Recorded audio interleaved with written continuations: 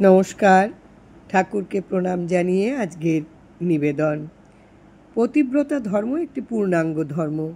মাতাকে আশ্রয় করিয়া সমুদয় শিশুগণ বর্ধিত হয়, তদ্রূপ পতিব্রতা ধর্ম আশ্রয় করিলেই সর্বধর্ম রক্ষিত হইয়া আত্মিক শক্তি বর্ধিত হয়। জীবাত্মা দেহবন্ধনে আবদ্ধ হইয়া মায়ার ত্রিগুণের অধীন হইয়া পতিকে ভুলিয়া আমি আমার অহং জ্ঞানে আত্মবিস্মৃত হয়, পুনঃ পুনঃ কর্মবন্ধনে জন্ম মৃত্যু আলিঙ্গন করে।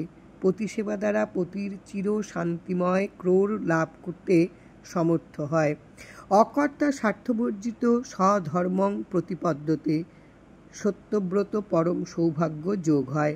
অচিন্ত্যভাবে সর্বদা অকর্তা হইয়া স্বধর্ম পালনে যত্নশীল হইলে বৃথা কাল যাইবে না। ভগবান অচিরেই কৃপা করবেন। ভগবান সকল অবস্থায় জীবের দয়া বিতরণ করেন।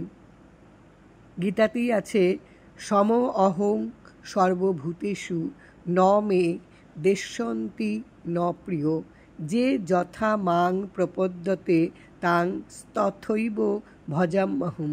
সত্যভাবে থাকলে সত্যই হয়, অসত্য আচরণে অসত্যই হইয়া থাকে। অতএব সর্বদা স্বধর্ম পালনে যত্ন করিবে। বেদবাণী প্রথম খণ্ডের 359 নম্বর পত্র। জয় রাম, জয় রাম।